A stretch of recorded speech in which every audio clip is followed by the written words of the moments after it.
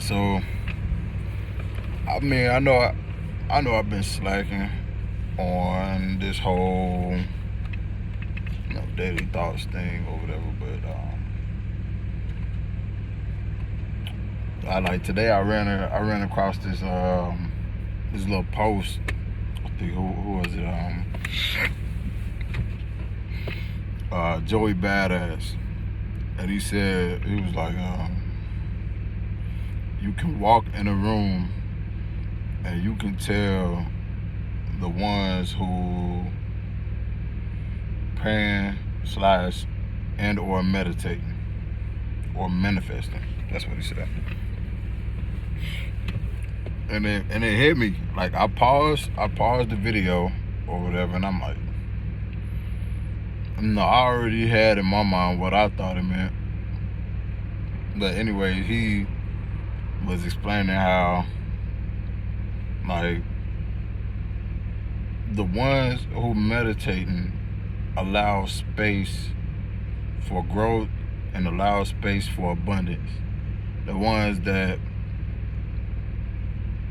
are mad or angry, just this spirit that's just off, are the ones who's not praying, the ones who's not meditating, the ones who's not manifesting. So when he said, allowing room for abundance, he meant knowing things that you don't have, you can get because you can get, and you don't trip over it because the things that you have now, you appreciate it and you are okay with it because you know you're going to get there.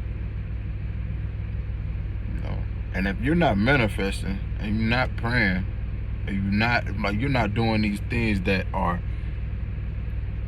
uplifting you, in a way, like besides music and all that, like that's cool and all, but like that's not, if you're not feeling like that, if you're not really feeling like that, or you're not speaking, or you're not saying it, you're not, I think that in a way that's like you lacking. Like you lacking in life. Like what other, like when all else fails and you have nobody and you by yourself, you don't have your girl, you don't have, you women, y'all don't have y'all man, y'all don't, you feel like hell, even sometimes you feel like God not listening, or you feel like nobody's giving you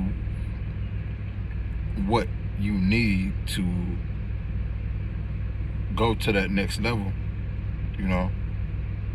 that advice, that shoulder to lean on. If you're not getting that, what else can you do?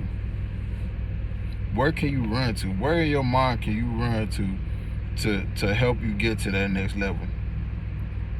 And a lot of people I know, or I have known, ain't been the ones to say to themselves, everything gonna be alright. Even though this happened to me, I can still get to that. Or because this happened to me, that don't matter, because that's not really important. That's not pulling strings in my life. Or even if it is pulling strings in my life, I'm not the one that did it. It's okay. Even if you are the one that did it, learning how to forgive yourself and to move on from certain mistakes that you've made. Who's going to tell you that it's all right? God's not going to come to you and say it's okay. You can read scriptures and all those things, but sometimes when things get specific and those specific things aren't in a Bible, and I'm only using the Bible because that's like the one things people run to find comfort. Even sometimes in that comfort zone, that specific wrong that you did ain't in there. So you gotta ask yourself, what can I do to say everything gonna be all right? Everything gonna be okay. I can get past this. You have to tell yourself that. If you don't tell yourself that, I think sometimes you might end yourself like down the wrong road. Like you might end up down the wrong road. You might end up at a dead end somewhere, and then boom, Now you're back against the wall. You ain't got nothing to do. You can't get, like, yo, the car's not in your hand no more. You know what I mean? So I brought all that up because I seen that Joey Badass post. And I'm like, man, that makes so much sense, man. Like, I ain't got everything, bro. Like, I don't have the things that I want. Like, what I want the most in life is security. I want the feeling to say, oh, okay, you know what? My mind not right. My body not right. No, let me go over here. Let me go over here for a couple of days and, alone or with my family to get my mind right. I want that type of security to where I don't have to call in sick or request these days. I'm like, cause you never know. You never know when depression or anything might hit you. Like, it might be a day where you gotta go to work, and it hits you, and then you immediately think, I gotta get away.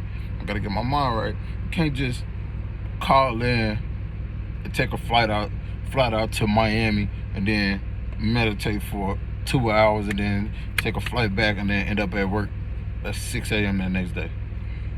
That's not realistic. So I want to be able to just leave whenever I want to. Just go somewhere and get my mind right. And I want that. I don't have that right now. And it hurts. It hurts every single day that, I have to, I'm so fucking exhausted that I have to come home from work and, I might get home, my son not there or my girl not there, and my son coming in the house. Where that at? And I hear him, I hear him upstairs. I'm in the bed, I'm exhausted. I'm not here. Where that at? Where that at? Where that at? And in my head, I'm pushing and pulling myself, should I get up? Should I play with him? And then another side of my mind, you tired, get your rest, do that, do this, but they, with that thought, that brings guilt. You know what I mean? Cause I ain't had that when I grew up. I never had a parent who was just, I get home, I'm excited to see my mama and my daddy when I get home. My mama's fucking tired from having to work all these jobs to take care of 9 kids. I never had that. I never had that special treatment, that one-on-one time with my mom or my dad, So, in a way, I feel guilty when I choose myself over my son. And that's the hardest thing, man. I seen this post, and it was being a father not hard. Y'all just some bums. Being a father is hard. I don't care if you got $1 million. I don't care, because it's always gonna be something that you want that's not there.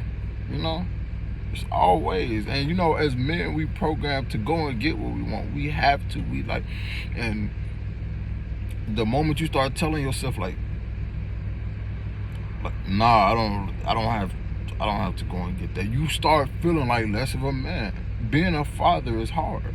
But you know what? I should reiterate that. Being a man, being the man that everybody wants to be, the man that the stereotypical man that we have all been programmed to be, is hard. It's hard. And if somebody tell you it's easy, I don't know, I feel like they lying.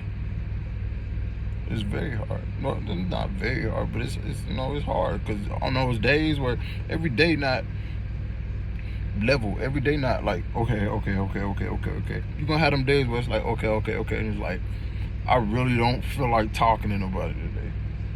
Leave me alone. Being a father is hard. I know being a mother is hard, but I feel like women don't have those expectations on themselves like men have. It's hard. It is so hard. That's why suicide rate among men are so much higher than women's. Because we put so much pressure on ourselves, and it's not our fault. I feel like we were designed to put pressure on ourselves to be the top of the top, to be that person that everybody can lean on. You know, like I'll never forget. My mom told me one day, like, you know, your grandfather told me something about you. You know, I never really had a relationship with my grandfather, but like, I always loved him. Like, for some strange reason, that's my papa. Like, I love that man.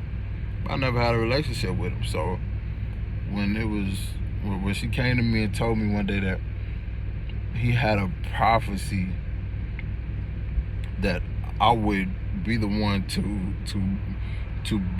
break a generational curse, like, as in be that one to be a millionaire or a billionaire, to be the one to be the provider.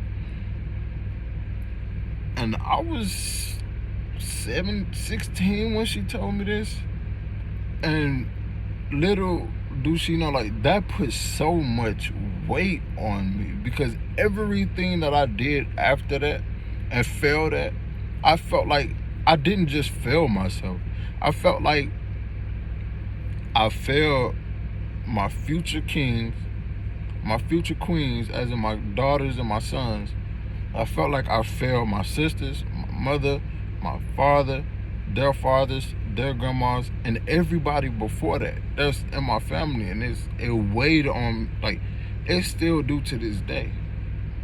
Weighs on me that I'm not that man that they always thought me out to be. Or at least when they said that I would be the one to do this and do that, I put that expectation on, as in, okay, I'm going to be in a different tax bracket. You know, I'm going to be that nigga. And when I painted that picture at 16, now I'm 25, and I'm not there yet. It like kind of put me on a timetable. It was like, man, I'm not where I'm supposed to be at. Like, you know what I mean? So it's like all of that to say this, like, I want to tell, like, all the men out there, like, y'all, like, let's be who we want to be. Do not be what the world expects you to be. Don't, if you grew up in these crazy environments. I'm from Chicago Heights, bro. Chicago Heights, Illinois. Talking about over there by Sominac, like, all of that shit. Arcadia, like, no, it's not Chicago Heights, but all of that shit. But, like, I'm from the trenches for real. And I don't have that mindset, you know? And I feel like for a long time I was taking it for granted. Like, I'm not what I'm supposed to be, and I always kind of wanted to be this certain way that I never really was. But for the most part, you know, my conscience, like, nah, you ain't gotta be like that.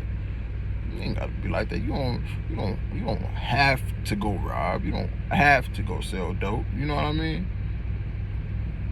And, like, it took me literally until, like, I'm